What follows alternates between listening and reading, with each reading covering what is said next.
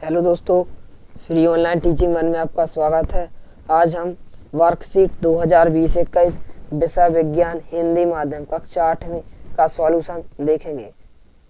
इसके पहले के वीडियो में हमने आपको हिंदी इंग्लिश की वर्कशीट का सॉल्यूशन प्रोवाइड करा दिया था। यदि आपने इसके पहले का वीडियो नहीं देखा है तो डिस्क्रिप्शन में दी गई लिंक पर जाकर आप देख सकते हैं। इससे पहले यदि आपने हमारे चैनल को सब्सक्राइब नहीं किया है तो प्लीज़ सब्सक्राइब कीजिए, साथ में बेल आइकन को भी प्रेस कीजिए।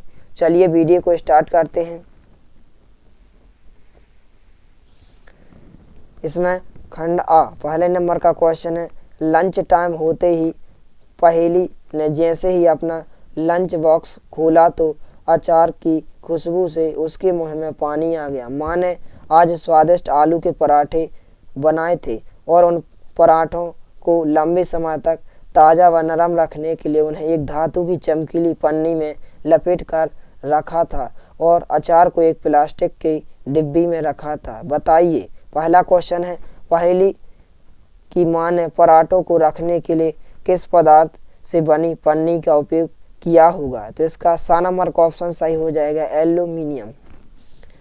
इसके बाद देखेंगे दूसरा क्वेश्चन, धातु का पतली पन्नी में परिवर्तन धातु के किस गुण को प्रदर्शित करता है? तो इसका आ नंबर का ऑप्शन सही हो जाएगा, आघात वर्धनीयता। इसके बाद देखें प्रश्न क्रमांक 3, माँ ने आलू के पराठे बनाने में कौन सा बल लगाया होगा? तो इसका आ नंबर का ऑप्शन सही हो जाएगा, पेशीय बल। तो यहाँ आपके प्रश्न क्रमांक 1 के आंसर हो जाएंगे। पहला आंसर हो जाएगा सा नंबर का ऑप्शन एल्यूमिनियम, दूसरे का आंसर हो जाएगा आ नंबर का ऑप्शन आघात वर्धनीयता, तीसरे नंबर के क्वेश्चन का आंसर हो जाएगा आ नंबर का ऑप्शन पेशीय बल। इसके बाद देखते हैं प्रश्न क्रमांक 2, चित्र में एक मोमबत्ती के जलने की 3 स्थितियां दी गई हैं, इन्हें ध्यान से देखिए और निम्न प्रश्नों के उत्तर दीजिए। तो यहाँ पर 3 मोमबत्तियां दी गई हैं। इसमें पहला क्वेश्चन है ए नंबर का क्वेश्चन, आ नंबर का एक क्वेश्चन, स्थिति में मोमबत्ती क्यों जलती रहेगी, कारण लिखिए। तो हम इस क्वेश्चन का आंसर देखते हैं।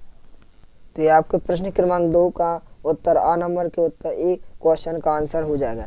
इस स्थिति में कांच की चिमनी को नीचे 2 गुटकों पर रखा गया है, जिससे वायु का प्रवेश होता रहेगा व मोमबत्ती जलती रहेगी। इसके बाद प्रश्न क्रमांक 2 का बा नंबर के क्वेश्चन का बी क्वेश्चन देखेंगे। स्थिति में मोमबत्ती की ज्वाला कंपित होकर धुआं उत्पन्न क्यों कर रही है? तो ये आपके प्रश्न क्रमांक 2 के 12 नंबर के क्वेश्चन का बी नंबर का आंसर हो जाएगा। इस स्थिति में चिमनी के नीचे के गुटके हटा दिए हैं, जिससे वायु की कमी होने से ज्वाला में कंपन हो रहा है। इसके बाद देखते हैं सा नंबर का क्वेश्चन सी, स्थितियां मोमबत्ती बुझ क्यों गई? तो ये आपके प्रश्न क्रमांक 2 के सा क्वेश्चन का सी क्वेश्चन का आंसर हो जाए। इस स्थिति में चिमनी को ऊपर से ढक दिया गया है, जिससे चिमनी वायु का प्रवेश नहीं होने से मोमबत्ती बुझ जाएगी। इसके बाद देखते हैं प्रश्न क्रमांक 3, एक डॉक्टर ने आयरन की कमी से पीड़ित रोगी को आयरन की गोली लेने को कहा। यह गोली आयरन के जैसी नहीं दिखाई देती है, लिखिए। तो आपके प्रश्न क्रमांक 3 का आंसर हो जाएगा, डॉक्टर ने आयरन की कमी से पीड़ित रोगी को आयरन की गोली लेने को कहा। यह गोली आयरन जैसी नहीं होती, क्योंकि गोली आयरन की बनी हुई नहीं होती है, उसमें आयरन के लवण होते हैं। इसके बाद देखते हैं प्रश्न क्रमांक 4, नीचे दिए गए चित्रों को नामांकित कीजिए, यानी कि यहाँ आपको नामांकित करना है एवं संरचना के आधार पर दोनों चित्रों में तुलना कीजिए, यानी आपको इनमें अंतर बताना है। तो आपको इस प्रकार इनके नामांकित करना है। यहाँ आपको ये क्या कहलाते हैं, कोशिका झिल्ली। तो यहाँ आपको कोशिका झिल्ली, ये क्या कहलाती है, कोशिका भित्ति। एक अंदर क्या कहलाती है, रिक्तिका। ये क्या कहलाती है, केंद्रक। और ये क्या कहलाता है, हरित लवक। और यहाँ ये क्या होते हैं, कोशिका द्रव। ये होती है पादप कोशिका और ये होती है जंतु कोशिका। अब इसमें हम तुलना करेंगे। यहाँ दिया गया है कोशिका भाग, पादप कोशिका और जंतु कोशिका। इसमें पहला है कोशिका झिल्ली। तो पादप कोशिका में कोशिका झिल्ली उपस्थित रहती है, लेकिन जंतु कोशिका में भी कोशिका झिल्ली उपस्थित रहती है। इसके बाद दूसरा है कोशिका भित्ति। तो पादप कोशिका में कोशिका भित्ति उपस्थित रहती है, लेकिन जंतु कोशिका में कोशिका भित्ति अनुपस्थित रहती है। इसके बाद तीसरा हरित लवक।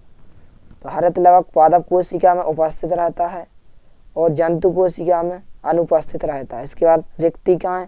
रिक्तिकाएं पादप कोशिका में उपस्थित रहती हैं, लेकिन जंतु कोशिका में भी उपस्थित रहती हैं। तो ये आपका आंसर हो जाएगा। तो ये आपका खंड व प्रोजेक्ट कार्य प्रश्न क्रमांक 6 छठवीं का आ नंबर का क्वेश्चन, विभिन्न प्रकार के सूक्ष्म जीवों का अध्ययन कर उनसे संबंधित जानकारी एकत्रित करना। प्रक्रिया सूक्ष्म जीव क्या है? तो हम छठवीं क्वेश्चन के आ नंबर का पहले क्वेश्चन का आंसर देखते हैं। तो ये आपके प्रश्न क्रमांक 6 के आंसर आ नंबर के क्वेश्चन का पहले क्वेश्चन का आंसर हो जाएगा। कुछ जीव ऐसे होते हैं जिन्हें हम बिना यंत्र की सहायता से केवल आंखों से नहीं देख सकते, इन्हें क्या कहते हैं? सूक्ष्म जीव कहते हैं।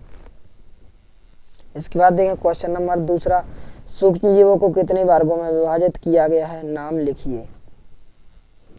तो ये आपका आंसर हो जाएगा। सूक्ष्म जीवों को 4 मुख्य वर्गों में बांटा गया है। नंबर 1 जीवाणु, नंबर 2 कवक और नंबर 3 प्रोटोजोआ और नंबर 4 शैवाल। इसके बाद देखते हैं तीसरा क्वेश्चन, मनुष्य में सूक्ष्म जीवों द्वारा होने वाले सामान्य रोगों की सूची बनाइए। तो ये आपके प्रश्न क्रमांक 3 का आंसर हो जाएगा जुकाम, खांसी, अतिसार, मलेरिया, टाइफाइड, क्षय रोग आदि।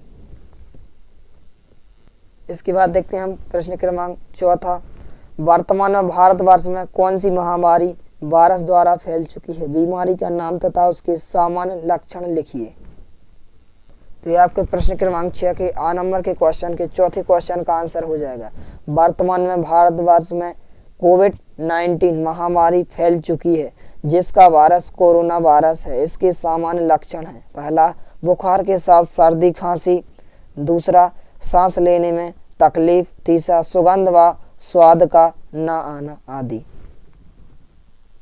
इसके बाद देखते हैं 5वां क्वेश्चन, हमारे जीवन में सूक्ष्म जीवों के उपयुक्त तथा हानिकारक प्रभावों को लिखिए। तो ये आपके प्रश्न क्रमांक 6 का और नंबर के 5वें क्वेश्चन का आंसर हो जाएगा।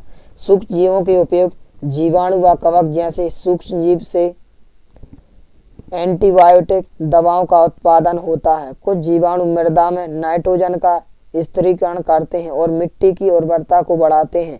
पर्यावरण को स्वच्छ रखने से भी इनका उपयोग किया जाता है। हानिकारक प्रभाव, सूक्ष्मजीव मनुष्य, पौधों व जंतुओं में रोगकारक होते हैं, जैसे क्षय रोग, खसरा, पोलियो, जीवाणु व वायरस से होने वाली बीमारियां हैं।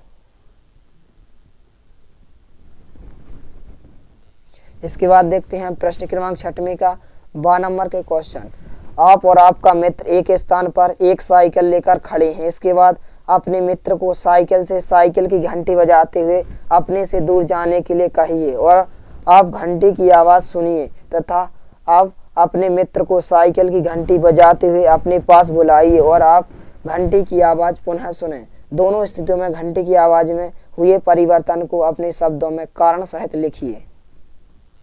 तो ये आपके प्रश्न क्रमांक 6 के 12 नंबर का क्वेश्चन का आंसर हो जाएगा। प्रथम स्थिति में जब मित्र साइकिल की घंटी बजाते हुए दूर जाता है तो हमें घंटी की आवाज़ धीरे धीरे कम सुनाई देती है, जबकि दूसरी स्थिति में जब मित्र घंटी बजाते हुए पास आता है तो हमें घंटी की आवाज़ तेज सुनाई देने लगती है। इसका कारण ध्वनि स्रोत का दूर व पास होना है। यदि वीडियो पसंद आए तो प्लीज़ लाइक कीजिए, दोस्तों के साथ शेयर कीजिए और यदि आपने हमारा चैनल सब्सक्राइब नहीं किया तो प्लीज़ सब्सक्राइब कीजिए। धन्यवाद।